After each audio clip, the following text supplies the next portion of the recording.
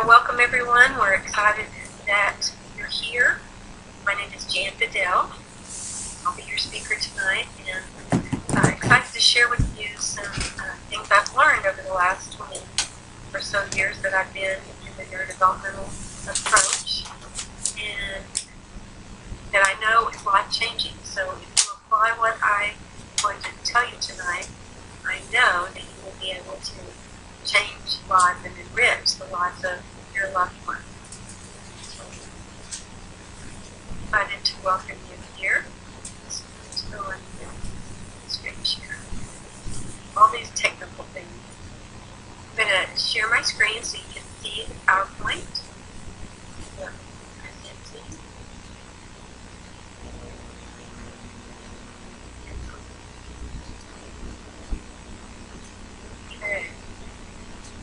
Tonight, our topic is building a strong learning foundation from infants to preschool.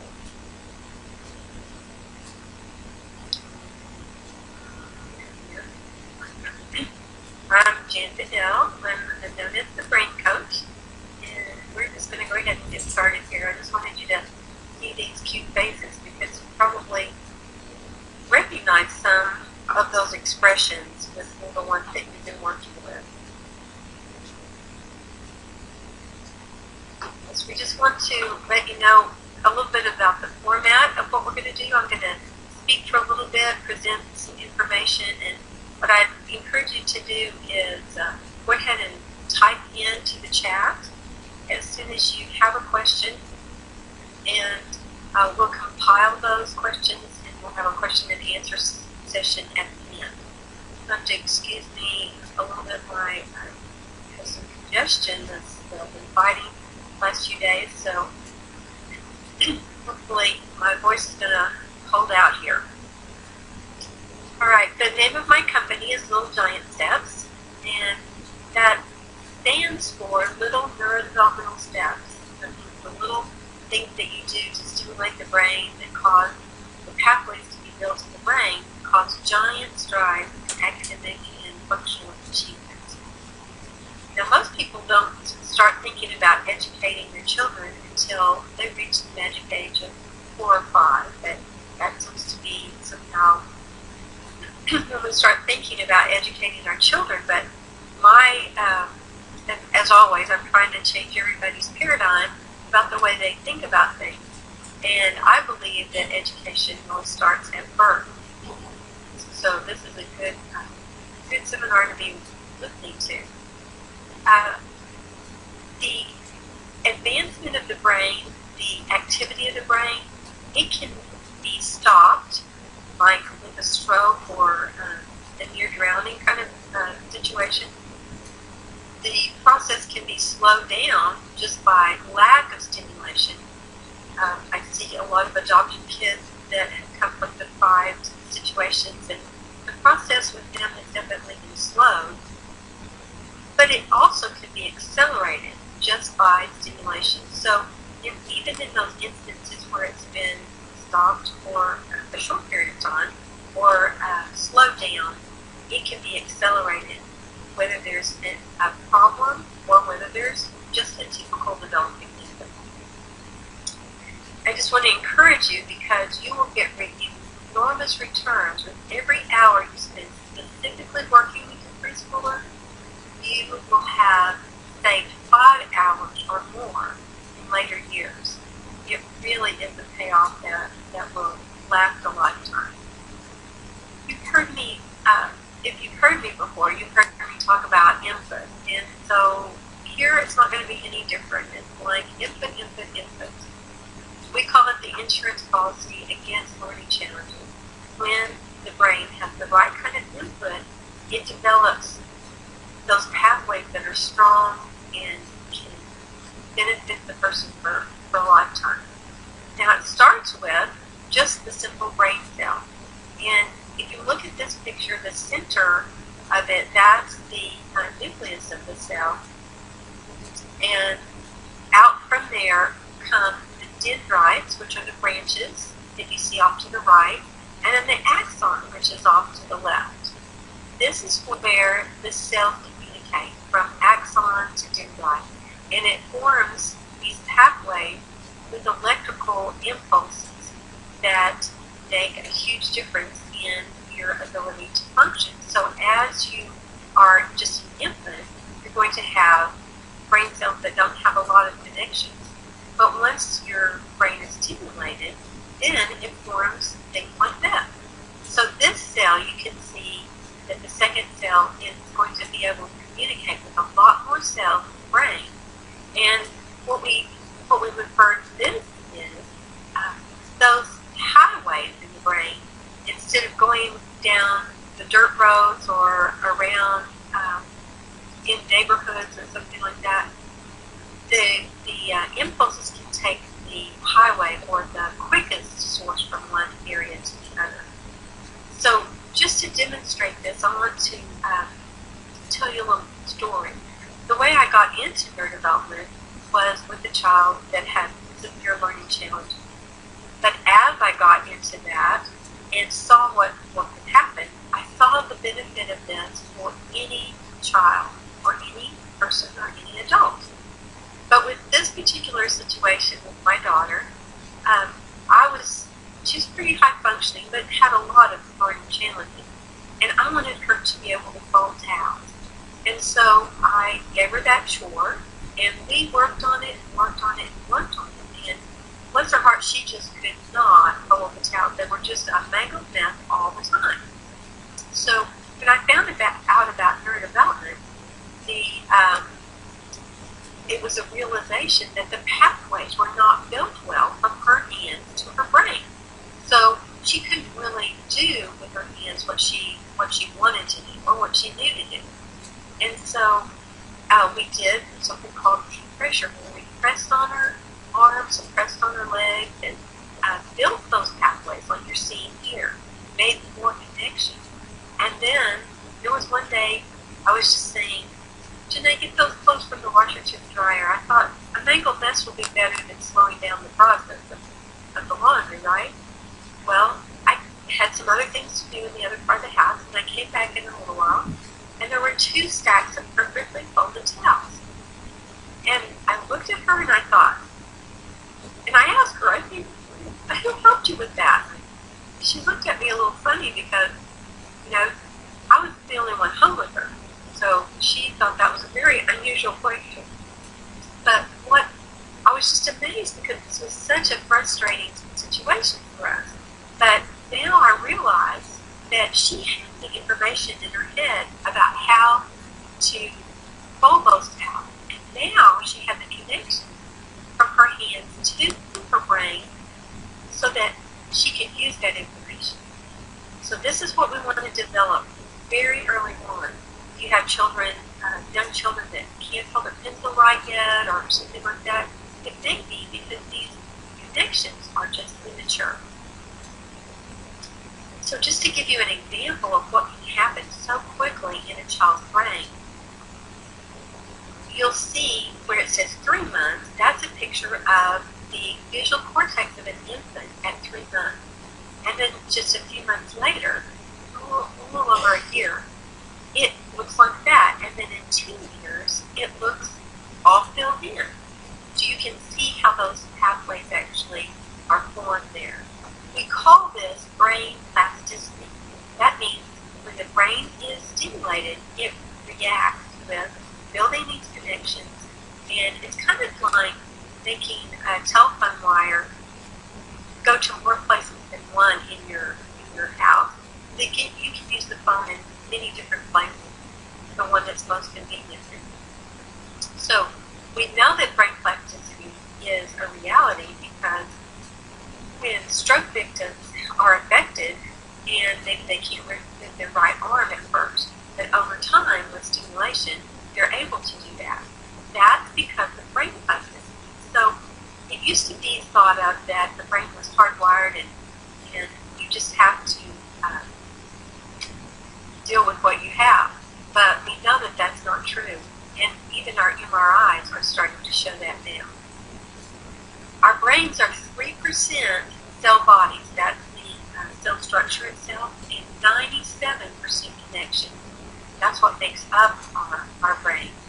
So we found that stimulation causes the connections and then the function follows that. Now at birth, your brain is about 30% of your adult weight. But at age 2, it's 70% of that weight is obtained. So there's a huge amount of growth in the brain that happens from birth to age 2. Young children learn more facts, fact for fact, prior to the age of 3 than they've learned in the whole rest of their life. Now, I was really surprised at this, because it seems like, you start school and then you start learning, but the opposite is really true. You're learning the most when you're a tiny kid. Now, when we're first born, we are just one step above a coma. We don't feel much, we don't see much, we don't hear much, we don't taste much, or smell much. So, our job is to take that infant and stimulate them. And unfortunately, our culture is doing a lot of things that are opposite to that. Like, for instance, we put our children in these holes called a crib. And we put them way back in the quietest part of the house. You don't want to wake them right when they're sleeping. But when we put them in this hole, they don't get to see much, especially the way we decorate the rooms in all pastel colors. The only thing they can see when they are first born is contrast, like black and white. And so you want to have bright colors in primary colors in the child's room instead of pastel colors. And you want them to have lots of auditory stimulation, not necessarily back in the quietest part of the house. So we're suggesting that you do things like have bright lights that blink on and blink off. That will help them see that contrast and start to develop their visual skills. The bright colors we talked about. You want to have all kinds of sounds going on around them, babble kind of sounds, children's songs. Environmental sounds are really good. Vacuum cleaner and different things like that are really good as well. And the interesting thing is, you saw the visual cortex growing and developing those pathways. The auditory system does something similar, and it's really good to expose the child to different languages at this stage as an infant, because that's when those pathways are built for that, and they'll be able to speak the language easier later without having a kind of accent. There's a lot of people. I have a friend that came here as a teenager from the Orient. She was born in the Orient, and she has quite an accent, and her R's are usually W's.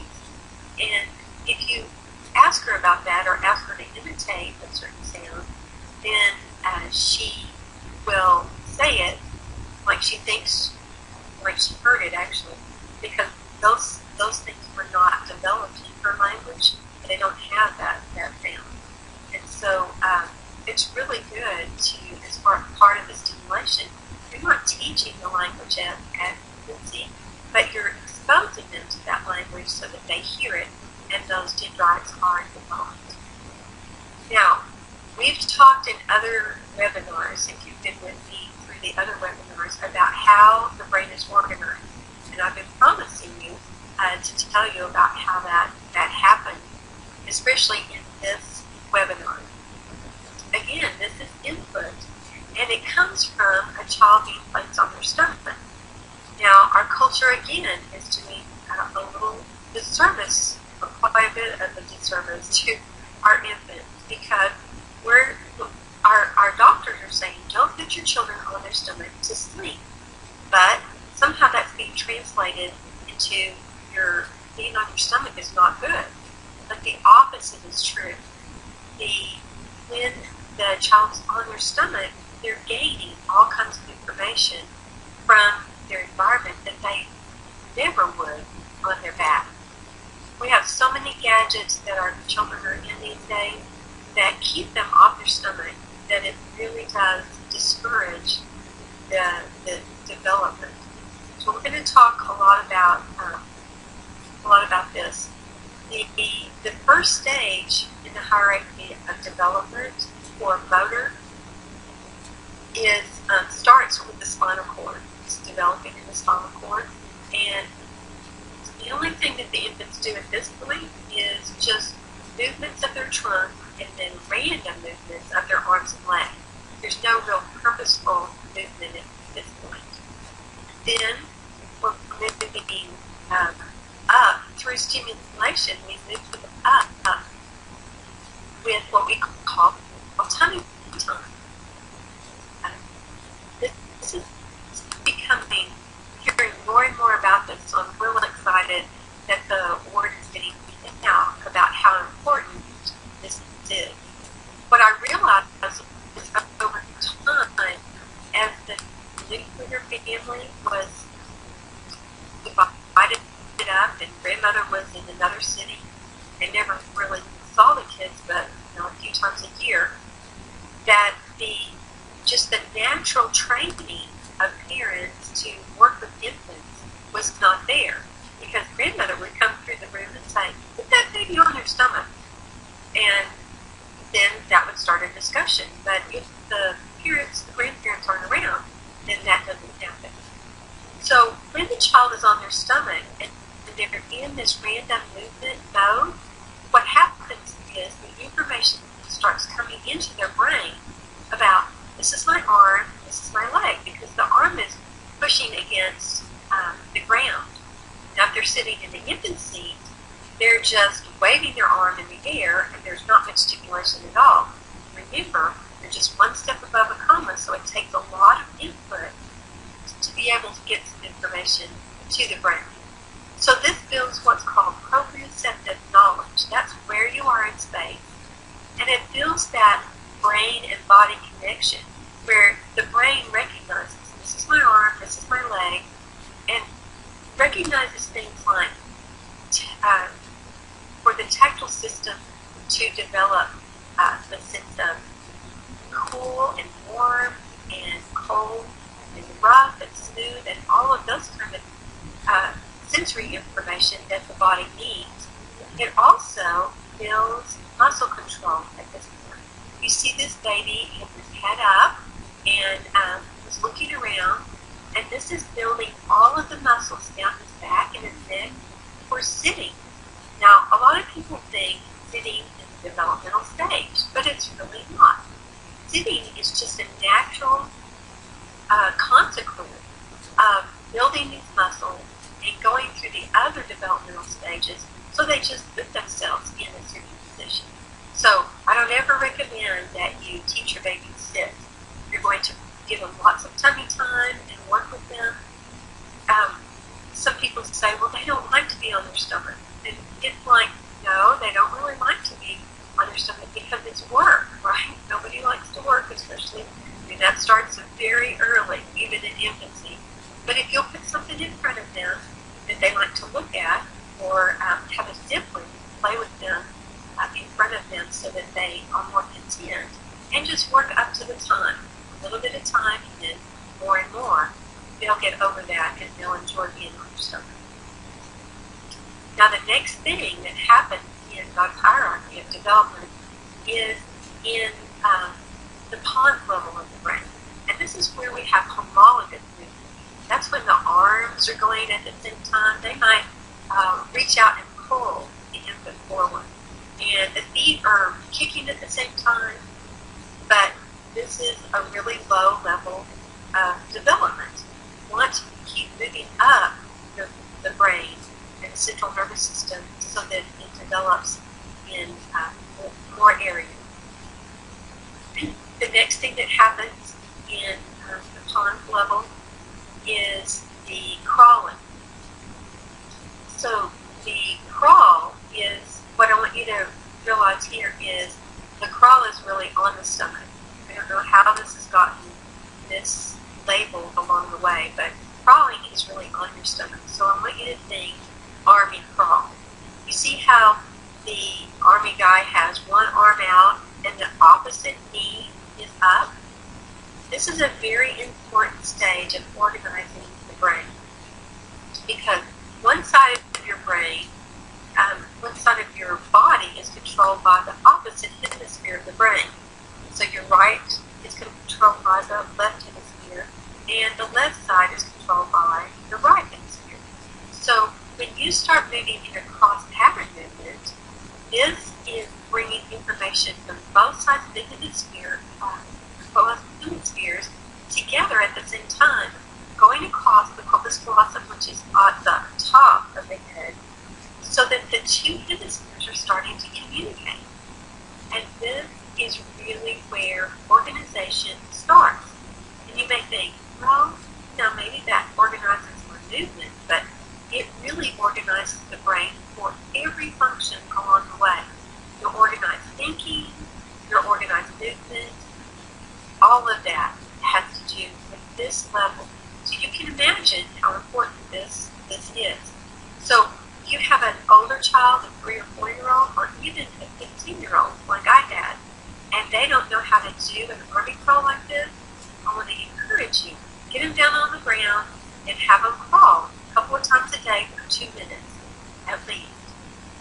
And you'll start to see more organized movement, which will help their coordination, and organized thought and behaviors. Now the next level is the midbrain. This is where you're creeping up on your hands and knees. And again, remember this is different than what we talked about before.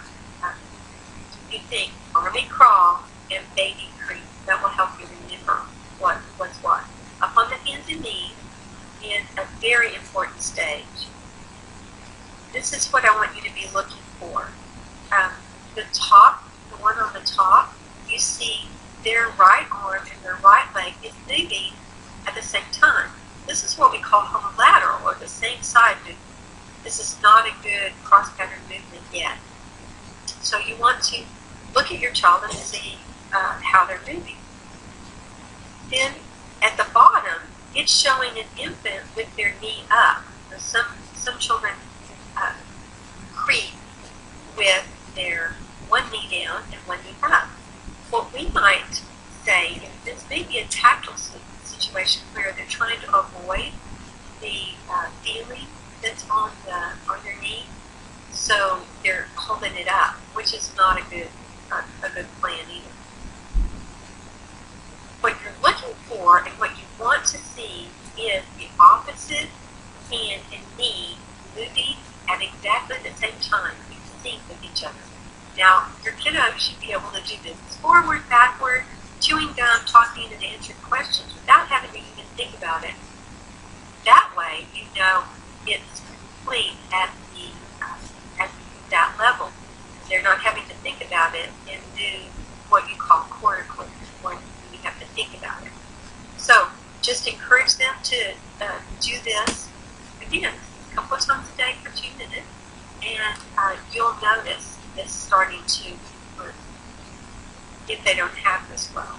So we want to check all your kids for this. And make sure your baby go through those stages. Try to put them down if they're up too soon, like put them back down on their stomach if they haven't done the crawl on their belly yet. And then if they haven't done a good amount of creeping on their hands and knees, then you want to keep pushing them down and not encouraging them to walk early. Walking early is really not a good idea.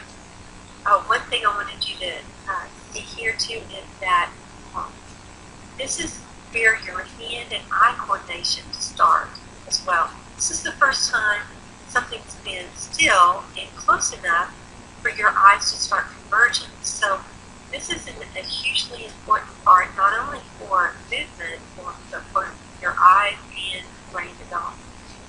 Now the next level is the one we're all looking for when we have infants. We want them to walk. We're always looking for that first step that they take. And you definitely don't want to encourage this or train them too early, because they need to spend a good amount of time, several months, on their hands and knees. developing that before they start walking.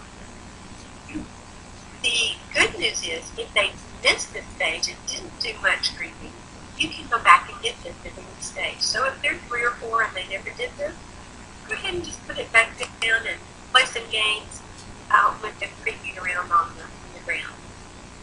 Walking and marching and skipping are at the cortex level. That's the thinking part of the brain. This is where all this coordination has come together to be able to move at this higher level. So they should be able to reach across the midline, touch their hand to their opposite knee as they march and as they skip.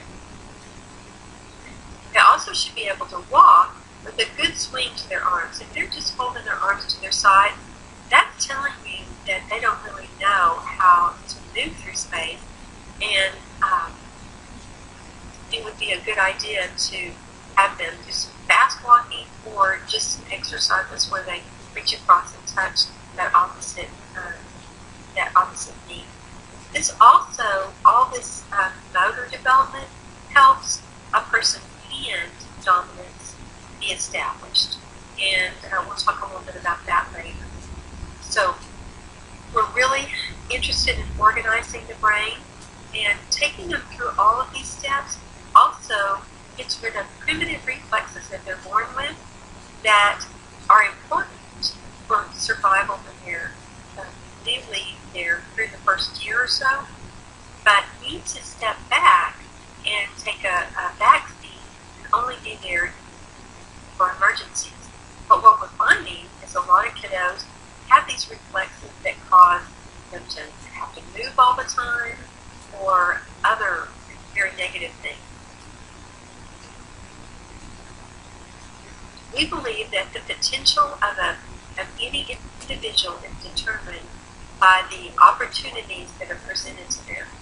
So if there's good input for a child, then there's good output. It's kind of like the old saying, garbage in, garbage out, when we were working with computers. The same thing applies to our brain. So if you don't mind the output, what's happening with the child, then you want to look at the input. I believe that this is another cultural way that we're maturing things like the development of tactility. Tactility is your touch system, and it's the largest nerve. Well, actually, we call it an organ. The skin is the largest organ of the whole body. So the way you develop that organ is by touch. And breastfed babies have some advantage. When you bottle feed a baby, you tend to hold them the same direction all the time. And when you do that, one ear is kind of blocked, one eye is blocked, one arm is blocked, and one foot is blocked. And when you breastfeed, you have to go from side to side out of necessity. So what I want to encourage you is, if you're bottle feeding your baby, just do the same thing. Go from side to side when you're feeding them. Always feed them by holding the bottle. Prop the bottle while you're holding them so that you can do some touch with them. If you're breastfeeding, and you're not needing to hold a bottle, there's not a lot that you're doing during that time. So what do we tend to do? We tend to stroke the baby's head, play with their feet, and stroke their hands, and just give them lots of touch. So the same thing can happen with your bottle feeding. If you know about this, just prop the bottle and do that kind of stimulation. There's other kinds of things that you can do at the changing table as well, like stimulate their skin with different kinds of textures and give them some deep pressure and things like that. A deep massage will really help the tactile system come into play and give good information to the brain. Now, the eyes are critically important as well. And like I referred to a while ago, when they're in the creep position, like you see on the screen here, then they are looking up at a distance, they're looking down at their hand, they're getting that the accommodation from far point to near point. They're converging, their eyes are converging, and this is a very critical time that they spend a lot of time here at this level. It's critical for their eye. Now, I have a granddaughter named Kinley, and so she's just 9 months old, well, almost 10 now, and since she came along, we decided to develop some things for her and make them available to others as well. One of the things that we started her out with was patterns and basics. Geometric patterns on large, in the large form, 11 by 14. You see, at first, the children only see patterns. They only see contrast, black and white. So I'm seeing more of this in toys, which is very encouraging. But we like to have the large ones for them to look at. This is a great thing to do during tummy time. You can hold them up and show them to them. And the other thing that they really respond to is faces. So we compiled a lot of silhouette kind of faces. Once they've got past that point, about you can use this from 1 month to 7 months. Then you can use what's called silhouettes. Again, they can really only distinguish well black and white. So you want to lead that and help them see just the silhouette of a particular item. And they can start getting visual discrimination with this, and also you can start building their vocabulary by identifying things. When we've gone over these for a while and we've pulled up 2 of those to Kinsey and asked her where the cat is, she looks over at the one the cat. And so that's really fun to work with her on that. And then we also have developed dots where we have 1 to 20 dots in different patterns. There's 5 of each. And you show them the dots and tell them how many there are. So they're going to start developing the quantity as well as visual discrimination there.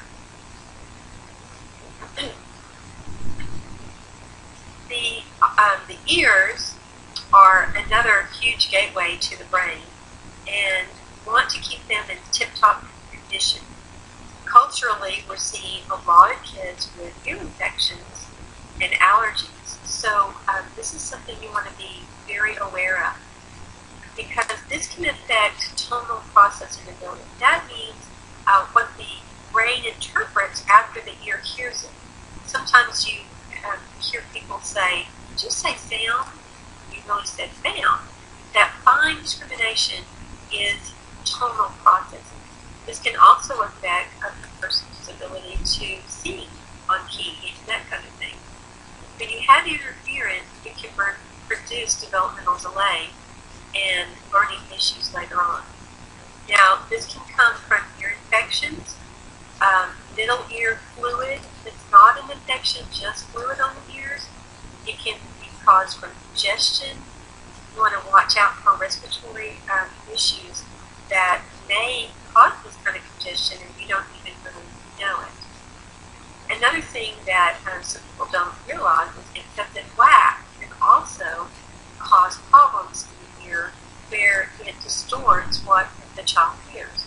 So if they're underwater with ear infections, fluid, or they have a lot of wax in their ears, it's going to distort what comes in. And remember, input directly impacts the output. So this can cause all kinds of issues. So you want to make sure that ears are clear, because it just causes a snowball of effect. When you have an ear infection and allergies or fluid on the ears, it can cause congestion in the sinuses. And that causes you to breathe through your mouth. That's inefficient breathing. And the lungs don't get enough oxygen. Therefore, you're not getting enough oxygen into the blood. And your brain, I think it uses at least 30% of the oxygen. And it's only 10% of the body weight. So it's really important to get that oxygen to the brain. And also, it can affect muscle tone. when that air it comes over the tongue from the mouth breathing, that can cause a desensitization of the tongue and affect your articulation. And then when your mouth is open, your lips don't develop well, and that can affect your articulation. It dries and inflames the gums. I've had dentists tell me that it can cause cavities, small cavities, and mouth breathing delays the development of the sinus cavities here, so the face can be flat instead of developing. That can cause phonation and resonation problems, make them sound nasal, like I do today.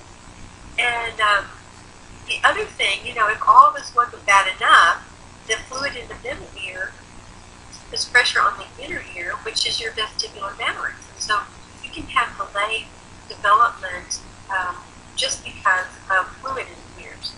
And then the ocular muscles, which control your eyes, the ability to convert your eyes, are all back there right together with this area, and they can be affected too. So it's very, very important to keep these in good condition. So if you have an infant, especially if they're or a young child that is tending toward ear infections, I encourage you to get regular tympanograms. Don't settle for a visual check, because sometimes the fluid does not show up on a visual check, but it will with a tympanogram. That's just a little puff of air that comes into the ear canal and lets them know if the tympanic membrane or the eardrum is moving. So you want to check for that. Check with your pediatrician and see if they have something like that. And then you can also go to a website that we found by Dr. Block. It's called theblockcenter.com. And there they have information about how to drain the fluid off the ears, the massage, and also I think they have a home tympanogram. I'm not sure how accurate they are, but something that you can look at. And then, of course, if there's a wax situation, you want to keep the wax out of the child's ears. Now, we talked before about the 3 keys to effective input. That's frequency, intensity, and duration. Let me show you how that works out with children. Frequency is how many times they're exposed to the same information. We'd love to just tell them dog and they've got it, right? But that's not always, typically that is not the case at all. Here's a dad that knew the importance of books, and he was just reading to little Johnny all the time and telling him, here's the rabbit, here's the duck, and here's the elephant. Johnny was all excited about those things because he hadn't seen them before. And by the time Dad got around to showing him that again, because he had so many books, Johnny didn't know it the next time, so he was just as excited. But if Mom's gone to one of my webinars, she knows to take pictures of one animal at a time and just show them real quickly several times a day those animals and just identify them. The cat and the elephant and the lion. And the next time Dad opens the book and Johnny goes, oh, elephant! Dad's so proud of himself, he's teaching his boy, right? But Mom knows it's really for frequency. Intensity is how strong the information comes in, and our society tends to be intense on the negative, actually, most of the time. Well, here's an instance where this family knew the importance of intensity, and when Johnny went to the potty when he was supposed to the first time, they just were very intense on the whole thing, did a swing dance for 2 or 3 minutes, and wow, Johnny couldn't wait to get back on the pot to see what was going to happen next. Well, usually we're intense on the negative. We say no a lot. That's the one thing that they learn very early. Well, I want you to know that children crave intensity. So whether it's good or bad, they're going to want that intensity. So instead of saying no all the time, you can tell them no move them over to something and say, this is a yes. That's something you can change around there. Now, children need lots of time to explore, obviously. That's where they're learning and picking up information. Their eye just starts from one thing to the other. That's why when you're doing that, like the flash with the animals and things, they just need a second of exposure because they're picking up that information. They're ready to move on after that. Lots of time to explore is what they need. Well, I just have to share with you, this is my little granddaughter, Kenny, and Mom had her in this particular area, large area, where she could explore and wouldn't have to worry about her. And Mom went to the bathroom for a minute, and by the time she got back, Kenzie had turned the basket that had her toys in it over and was on top. So she was definitely checking it all out. The duration of time you want to spend with a young child is very short periods of time, like 1 minute of exposure, like those flashcards that I was talking to you about for adding pictures and vocabulary to their day. You want to do that very short periods of time, maybe a minute, and then several times a day and over a length of time. How long do you have to do something? Until they gain the function. That's the main thing. Just to give you an example of things, we've created things like counting, where we count over and over for a very short period of time, but we count 1 to 5. And we count 1 to 5 several times. It's not to music, so they're not storing it in their subdominant hemisphere where their music is, but they're storing it in the dominant hemisphere. It's got different voices and echoing and reverberating to make it intense. It's very short, and they listen to it several times, 1 to 5, and they've got that down. It's 1 to 10, and they just keep moving up in all kinds of things like counting backwards and first, second, third, all that kind of thing. And we've also created something called Info to Know that has little short 2-minute sessions of different information that they need to know, from ABCs all the way to president, everything in between. You may have wondered why some children seem very mature for their age and have accelerated abilities. We believe this comes from their developing their processing, their short-term memory. Now, I had a whole session on auditory processing, so I'm not going to go into depth here, but you do need to know that you can start with very young children, start working on processing. And it's absolutely key to how well the child will function. Now today, we're doing lots of visual that helps a little bit, but it really takes away from developing the auditory sequential. We have all kinds of things that we're dealing with, and our children, younger and younger, I've even seen babies with iPads flipping to different pictures and things like that. It's pretty incredible.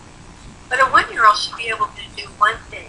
You've taught them to do this, then all you do is say it, wave bye-bye, and then they respond like this. This is without you doing the visual cue. So if you say to a young child, touch your nose, and then they reach up and touch their nose, that's an auditory processing of 1. A 2-year-old should be able to do 2 pieces. You can say, turn around, sit down. You can give them actions like that. You can give them a touch sequence where they touch body parts. Or if they're talking, you can ask them to repeat something. That's usually done at 3, where they're repeating 3 different options. You can say, car, boat, train. And they would be able to say that back to you. You do it slow like that, and then you know their processing is working. Now, here's something that you really need to know, is that when a child reaches 3 pieces of information that they can process auditorily, they potty train easier. So, if you get them there when they're 1.5 years or 2 years, they will potty train much faster. A 4-year-old should be able to do 4 pieces, a 5-year-old 5, and a 6-year-old or someone working on phonics should be able to do at least 6. So what do you do to help with these skills? First, you can educate yourself. We've got some free articles on the website. You just look under resources and you can go to articles. Then we have a DVD on the pivotal years, 0 to 4. This gives you lots more activities to do.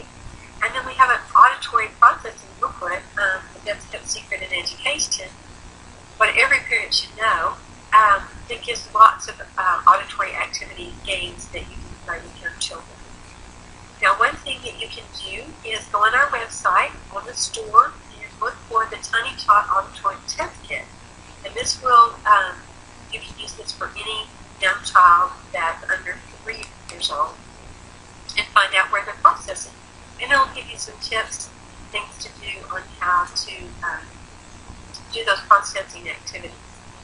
One thing you want to do with infants is talk to them a lot.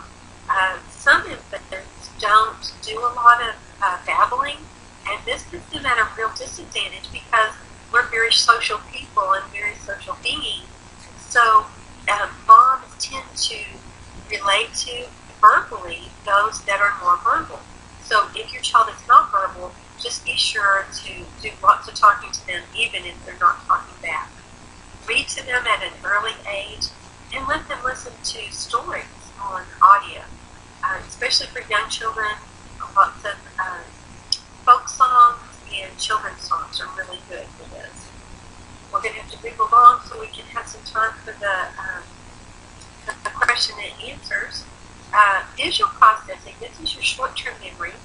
If children have problems with this, they have trouble with remembering their numbers and their letters and their words.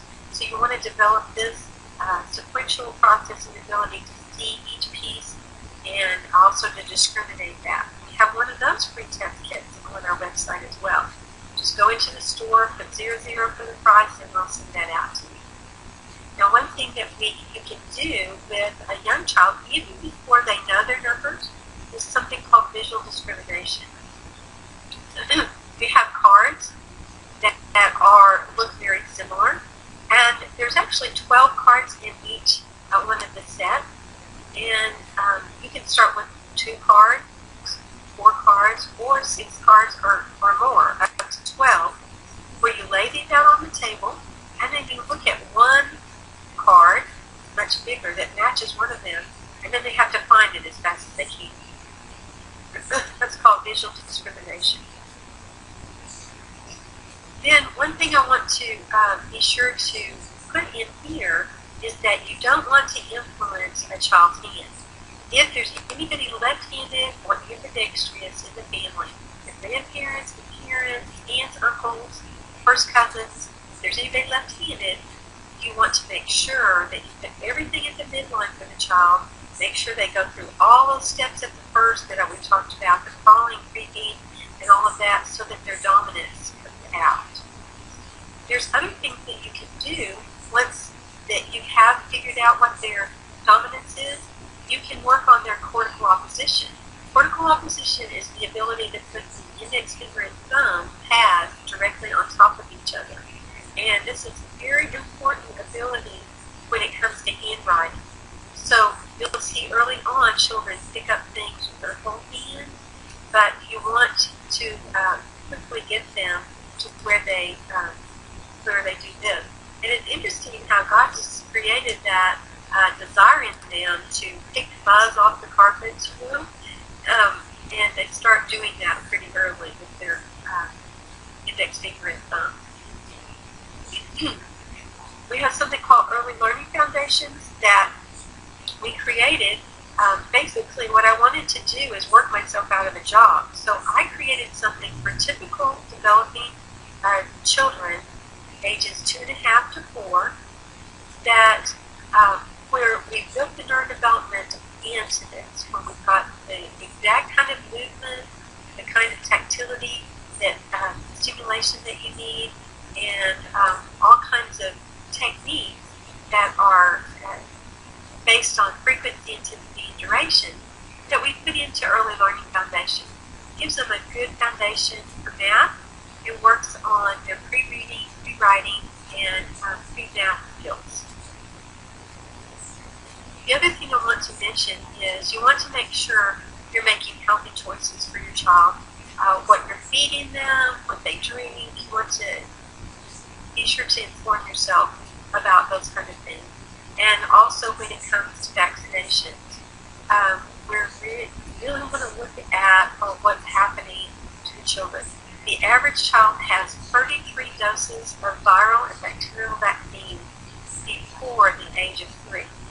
So I know it's not an issue for many children, but I do know that I see vaccination damaged children because they were typically developing up to a certain point, and then their development just took a major step back. And I have a friend whose granddaughter had a major reaction to vaccinations, and they had to homeopathically detox the child from that because the child went from being engaged, bright-eyed, to head flagged over, dull, and just apathetic, no engaging with the environment, with the parents. So it was a really scary kind of thing. So I want you to encourage you to visit Kenzie's Corner, another picture of my beautiful grandbaby, and we have more neurodevelopmental innovations there for all ages.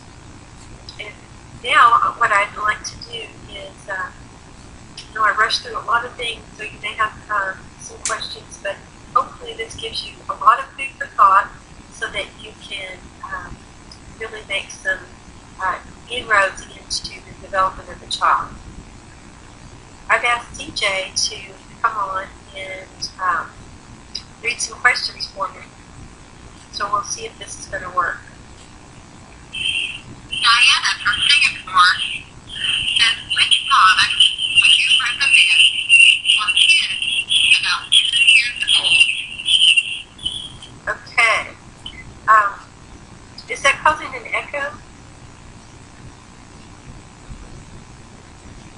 Hopefully you're not hearing an echo. Okay. For 2-year-olds, we are... I would recommend probably the auditory processing, where you do lots of working on their auditory processing ability. So that book is a real good thing. And the CD that tells you all the different things for different development is a good one. Let's see, other products. You could do the dots with the 2-year-old, and depending on the ability of the child, the Early Learning Foundations is a good starter for about 2.5 and up, depending on their interest. It's very short little segments of input, and the input that I've had from grandparents is they work with them, and they put it up on the shelf so they don't get into it. And they walk along and go, point to it and say, I want more.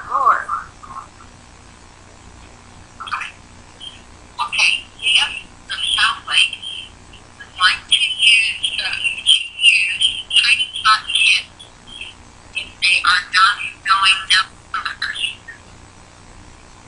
Yes, the Tiny Tot Kit is actually things that they can act out, like a touch sequence. They don't even have to be verbal for that. So you can use the Tiny Tot Kit to evaluate where they are, and then it gives you some examples of ways to work on that.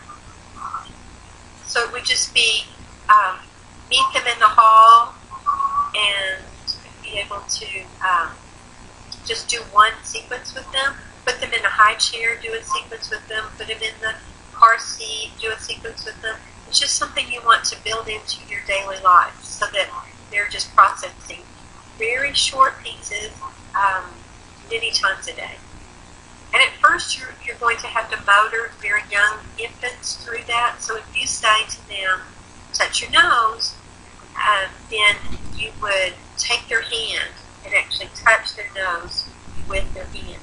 And then after you do that many times, frequently, and then you say touch your nose without doing anything, and they touch their nose, then you know they're processing at a 1. So that's kind of how you start. We also want to communication cards. When do you know to move to the next level? Certain speed or simply accuracy? There's 3 different groups in each level, so you kind of mix them up, and there are also instructions so that you can make the game easier or harder. Like you can, with the same card, you can hold it up for a second and then take it away, and then they're working on visual memory as well as visual discrimination. So there's several different ways you can work on it. You can even combine several groups, 2 different ones where there's more cards out there and they're all different, to make it a little bit harder. But it's just how accurate they are, yes. How quickly they're able to look at it and find it is mainly when you know to move to another level. Oh, yeah. She said, for now, do you have a downloadable version? Because the things are really expensive. I can imagine, yes. We don't have that yet, but we are working on that aspect of things. We know that it is a difficult situation with that. There's just parts of it that are not downloadable, so we have to work out the details on that. But we are working on that. Sorry, it's not available right now. And I have a 17-month-old with Down syndrome. What products do you recommend for her that we can do at home? Okay. Well, the Early Learning Foundations was designed for any typical developing child or a child with learning challenges or labels that you can move at a slower pace, or you can go back over the different things more often. So that's something as she gets a little older you can do. The biggest thing for any child, and the syndrome does affect their development, but we found once they're stimulated that they don't have the issues that were found when they diagnosed that or found that in an institution. So I would encourage you to get in touch with a neurodevelopmentalist in the area. On our website, under evaluations, there's a list of all my colleagues across the nation that do evaluations. So that's one thing I would highly recommend for your child with Down syndrome. You just get great results with that individualized program. So that's one thing. But we also have some ways to work with people long distance, so you can call our office about that, because we do have our activities on what's called web training. So if there's not someone in your area who may be able to work with you at a distance, that's a possibility. And but processing is so big, huge for all children, especially with learning difficulties, to work on processing. So I would just do that day in and day out, 50 times a day, just one sequence, but spread out all over the day. And you will see amazing things with that. Lots of crawling and creeping. Deep pressure will help with the muscle tone issues. So pressing on their fingers to the point of pain, up their arm and their leg. Those kind of things are also on the neurodevelopmental DVD that we have. So that can give you a lot of things that you can just work on, not necessarily a product itself. Hope that helps. And that's all the questions we have. All right. Well, that's perfect because we're out of time. So it was great to have you here. I hope that you will just do more investigation of the neurodevelopmental approach because it can help